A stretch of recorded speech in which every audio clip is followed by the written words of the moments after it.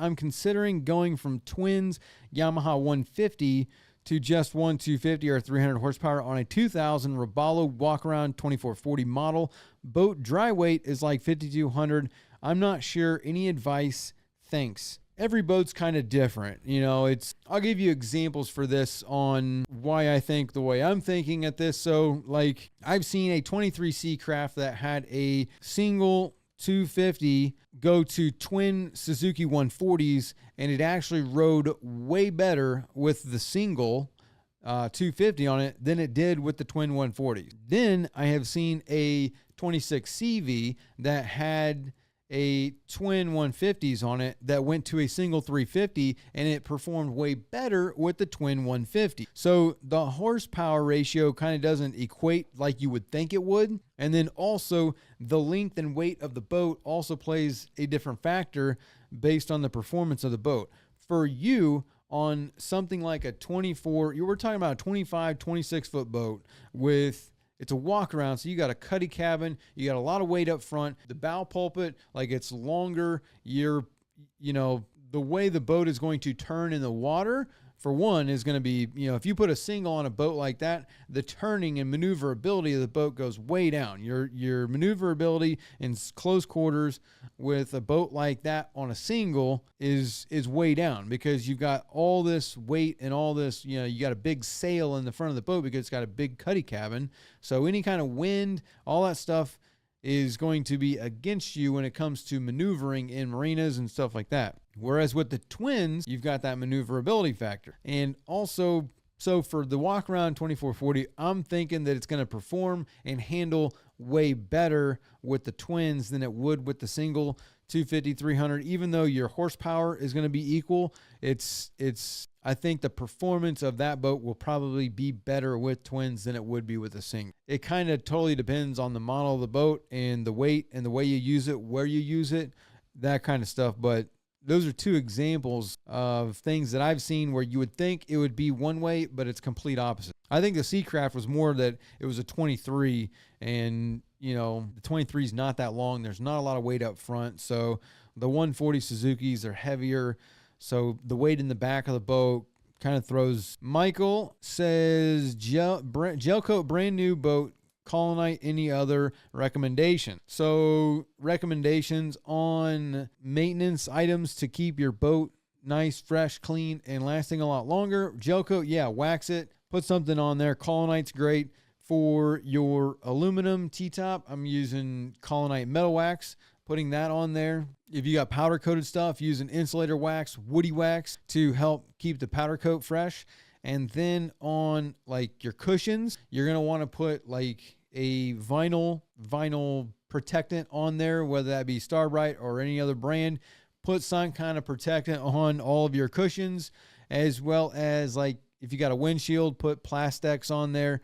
You're basically everything on the boat, you need to put some kind of protectant on it in order to keep it looking brand new and also make it way easier to keep clean. Like if you do not put anything on your cushions, the thread's going to deteriorate, the color is going to change, they're going to dry out, and they're going to fail a lot sooner. Same thing with the your T-top. If you don't put the metal wax on there, it's open to the air, the water, like it's going to corrode and pit a lot sooner than if you would have put something on there.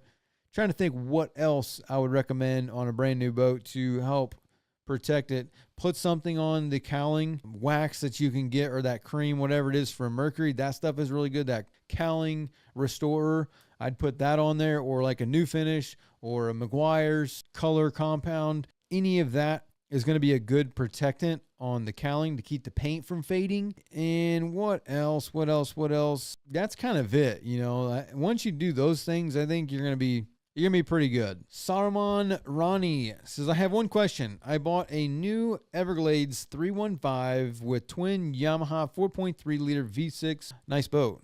When I am on plane, the anti-ventilation plate is 2 to 3 inches below the surface. Is this normal, Right now, I run on plain at 4,600 RPMs, trimmed up 4 bars at 35 miles per hour. If I bring the motors up, I will ventilate or blow out. I probably need to try it to see. Yeah, you definitely need to try it and see. I definitely need the engines trimmed down all the way to get moving from a standstill, or I feel sluggish. So yeah, on as far as before we talk about the anti-ventilation plate, as far as the way you're running the engine, yeah, that's a trial and error thing. You need to trim the engines up, watch your fuel burn, watch your RPM, watch your speed, and you will find that sweet spot. So like, if 35 miles an hour is where you want to cruise, then I would, get to 35 miles an hour, start to trim the engines up until the boat starts to porpoise, or you ventilate, and then trim them down a little bit and watch your fuel burn, watch your speed. You'll be able to move your throttle back a little bit to maintain that speed, and you'll see your fuel burn come down. That's all trial and error right there. But once you do that, you'll figure out the sweet spot of where that boat likes to run. It might be, as long as it's propped right, make sure the boat's propped right for one. But it might be a little bit more, it might be a little bit less. You might need to run 4,200 RPM and be running. You might find that at 4,100 RPM, you're running 32 miles an hour and burning 5 gallons an hour less than running 35 at 46, whatever. So play around with that to get your fuel burn and your cruise speed right. Whenever you take off, it doesn't really matter what the boat is. You need to trim the engines all the way down, because you're going to be sluggish. When you trim the engines up, it gives you lift on your bow. You get bow raise. Here's your boat. Here's the propeller. With it like this, the propeller's going like that, pushing the bow down. So whenever you get a boat on plane, the bow raises up, and then you need to push it back down to get on top of the water. If you have your engines trimmed up, it raises the bow up. So when you're trying to get on plane, you're just going to be plowing with the bow in the air. So it doesn't really matter what the boat is or where the engines are at. You need to trim the engines down, pop up on plane. Once you're on plane, then you trim them up, and that'll get your speed going. But the anti-ventilation plates being 2 to 3 inches below the surface, not really normal, but it's hard to tell. It is very hard to tell. When you look at the back of the boat, there could be all kinds of different spray coming off of the back of the boat. So, whether or not you have an engine mounting height problem, I don't really know. If you don't have a performance problem, then I probably would, not worry too much about that. But if you're like burning a ton of fuel and you got other kind of rideability issues, but that's pretty easy to look at too. You just put a straight edge on the bottom of the boat and look at it. My guess is they're probably mounted correctly, but boats being put together, there's hundreds of people that touch a boat before it goes together, and you don't know, at what point in time, anybody could be going through anything in their life. And when they put the engines on there, people make mistakes, and boats are put together by people. So, if someone put the engines on too low, it's possible. GW, I was under the impression running a carbureted engine out of the fuel is a good thing, but running a fuel injected engine out of fuel is not recommended because it's bad for the injectors. What are your thoughts? My thoughts are it's definitely difficult to talk about topics because there's so many variables in it. So like when it comes to a boat, there's so many different variables. You almost have to talk into a circle all the time to cover all the different bases. Because if you think about it, we're talking about, carbureted, fuel injected, two different things. Are we talking about a 9.9 horsepower, 2-cylinder engine? Are we talking about a 300 V8? Are we talking about a V6? Are we talking about inline six? Are we talking about a supercharged engine? Are we talking about running in the Florida Keys? Are we talking about running in New York? Are we talking about running in Wisconsin? Are you in Colorado? Like, there's a lot of different variables on what we're talking about as far as like engines go. So when we're talking about, letting an engine run out of fuel at the end of a season to clean it out, if you've got a V6 or V8 fuel injected engine, unplugging the fuel is that's not really what you're going to do at the end of the season. You're going to flush and fog it. Actually, I think there is an end of season. Teb says, great explanation. What do you recommend for winterizing a carbureted engine? So we'll move to that one after this, and we'll kind of cover both of them at the same time. But back to GW. So yeah, for a carbureted engine at the end of the season, in order to, store it, yeah, if you're talking about a 2-cylinder or a 3-cylinder engine, if you treat your fuel, go run the boat on the treated fuel to get treated fuel into the engine, and you just unhook the fuel from the front of it, because they all have quick connects on the front of a 2 or 3 cylinder carbureted engine, then yeah, it's going to run out of fuel. I would still drain the carburetor bowls because there's going to be a residual fuel in there. But yeah, that's not going to hurt anything. And you've got treated fuel in everything, so everything stays lubricated. On a fuel injected engine, the problem with it's not like we're talking about diesels or direct injection, HPDI, 2000 PSI, 3000 PSI. You know, we're not talking about that. We're talking about EFI, fuel injected engine, where you're talking about 45 PSI to 53 PSI, depending on the engine. And if you unhook that, if we're talking about, let's say, a 25 horsepower engine that has 2 injectors on it, and you unhook the fuel from it, that treated fuel is lubricating and cooling everything. The engine's going to run out of fuel. When it runs out of fuel, the main problem with running an injector dry is it heats up and messes it up. But when the engine runs out of fuel, it's running fuel in there. Within few revolutions, the engine's going to stop running because it doesn't have fuel. So by the time the engine stops running, from the time that the injector has fuel flowing through it, and then it doesn't have fuel flowing through it, the thing shuts off. So there's like the amount of time that it would take for you to run the injector dry to the point where it heats up and damages it, very minimal. But are you unhooking the fuel line from a V8 engine and running it out of fuel every week? Okay, yeah, you're probably going to mess up your injectors eventually. I mean, what, in 2 years, 20 years? What's the time frame here? So yes, technically it's not good for the injectors to let them run out of fuel. At what point in time does it become damaging to the fuel injectors? That's really up for debate. What's the application? Again, if we're talking about a 25 horsepower, 2 injectors on the engine, and you're doing it once a year to winterize your engine, if you think that you're going to mess up your injectors in 20 years, meaning you ran the engine out of fuel 20 times for 20 seasons, like, that's a stretch. Like, you're really stretching and running the fine line of like what's reality and what's, technically right or wrong. But that's kind of my thoughts on that.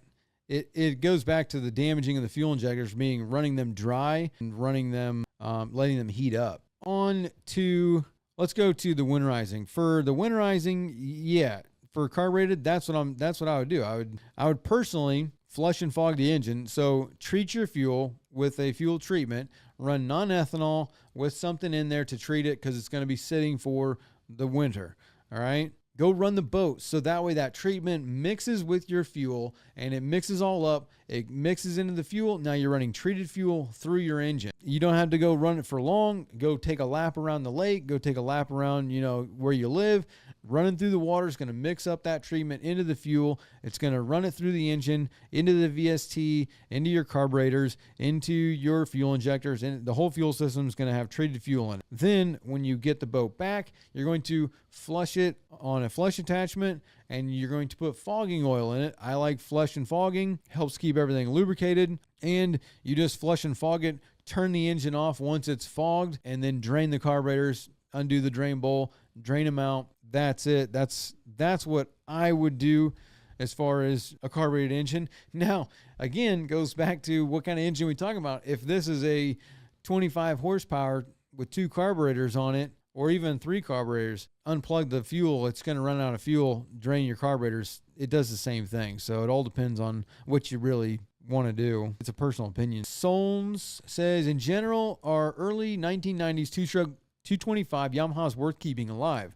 I got twins that came with my boat and have had some issues with them, wondering if in general it's worth it to continue to help them live. As long as they're clean and you maintain them, yeah, they're worth keeping alive. But if they're 4,000 hours completely salted up and your electronics are failing every time you take it out, then probably not. But as long as they're maintained, yeah, I would say they're worth keeping alive. I think I saw something about you had an issue with these engines where you were getting moisture in there and it was creating a residue on the engine on your intakes, yeah, that's totally different. You've probably got something else going on where you're getting water into the cowling, whether that's, where your trim wires go up, that grommet's broken and you get water spraying up in there. The cowling around it is letting water into the cowling, into your, the seal that goes on the cowling that seals it. The engines might be mounted too low on your boat and you're getting a lot of spray that is pushing water up into the cowling. You've got a leak somewhere on a cooling hose that's filling the cowling with water or spraying water into there, and it's moisturizing the air that's going into the engine, which is creating the moisture problem that you're seeing on the outside of the intake. If it's on the inside, that's totally different. But if it's on the outside, then yeah, it's the outside air that's going into the engine that's the problem. So I would say to keep them alive as long as you can, but if they're giving you too much trouble, then honestly, when it comes to older two-strokes, the cleanliness of the engine and the reliability are two different things. Just because you can get something to run doesn't mean that it's still a good engine, especially when it's ran in salt water, which you have all kinds of problem with the heat and everything else. Down south, when things are, okay, so 24/7, 7 days a week, 365 days a year, the temperature never gets below, say, 50, 60. In the dead of summer for 3 to 4 months, 90s and above, that's a lot different than a boat or an engine that sits in freezing temperatures 6 months out of the year, and then it only has a 3-month season where the high is 85, 90 for 2 months out of the year. Totally different environments of like what's going to damage. Heat's going to damage, sun's going to damage way quicker. Salt air, moisture air is going to damage stuff a lot quicker. So if we're talking about older engines where every time you take it out, it's giving you a problem, something's breaking, the electronics are breaking down, the power packs are breaking down, the ignition coils are breaking down, and you're constantly throwing parts at it because it's just nonstop issues, then the time that you spend, okay, so as soon as these parts start failing and you can visibly see that the other parts are not going to be long behind it, if you spend a year replacing your power packs, your stator, your timer base, your ignition coils, your CDI units, the engine harnesses, all these parts, and every time you take that boat out, you lose a week or two of using the boat because it's out of the water because something has failed and you're spending the money on the parts. I think the value of off the water is very miscalculated because people are saying, oh, I can fix that. It's only a $200 part. You put the $200 part on there, you get one weekend, the next weekend, it's another $200 part. You spend a year, multiple weeks off the water. Yeah, you got the engine running, and yes, it's running. It's a good running engine. It seems to be reliable, but a year of boating and you've all that time. That time is more valuable to be on the water than it is to come out with. It would have cost you $5,000 to buy a different engine, or it cost you $3,000 with all that time off the water. That's kind of the way I look at that. Last comment from Roger. Do you have to index plugs? Is it necessary / better? It depends on the engine. Most spark plugs and engines, spark plugs come pre-gapped. Most of them come pre-gapped. There's not a whole lot of engines out there that you still need to be gapping your plugs on. There are. If you've got a 30, 40-year-old engine, then yeah, you might have to gap your plugs, but newer stuff for the most part, and also plugs that come with the plastic around them, the cardboard, plastic, whichever one it comes with. A lot of times when it's protected like that, that means it's pre-gapped. So most of them are pre-gapped. If you got something older, then yeah, I mean, the gap is 100% necessary. Like if you've got a plug that is not indexed correctly and doesn't have the right gap on it, it will cause you all kinds of problems, running problems, issues that only happen during a specific RPM because of the power coming from the ignition coil that makes it sporadic. Improperly gapped plug can do that. So it is necessary. They have to be gapped properly, but by and large, the newer stuff, for the most part, come pre-gapped. You shouldn't know about it and know how to do it and how to look that information up because it's on every engine, but yeah, it's less and less common to have to be gapping your plugs on your service. Hey there, sorry to take you away from the video, but real quick, did you know that on average a boat owner will spend between $1,000 and $5,000 a year just on servicing their engine? And you could actually pocket and save a lot of that money if you would just do the service yourself. It might seem like a daunting task, but I guarantee you virtually everyone can do it with our guidance and the Boaters program. This is just one skill that you could learn inside the program because we have hundreds of other videos teaching you all kinds of boating skills, as well as a weekly live stream where we have questions and answers with me, as well as a chat feature where you can send videos and pictures, ask all kinds of questions, or look for some advice or some guidance on a project that you're doing on your boat. And we've made it super easy because you can start and stop the program at any time. So you could actually join, do a few videos, learn a few skills, and then when you're not using your boat, like say you have an off season, you can stop using the program, pause your membership, and then when you need to use it again, you can just start the membership back up and have instant access to all the content. You can join the program by hitting the first link in the description, clicking join, or visiting bornagainboating.com. Now back to the video.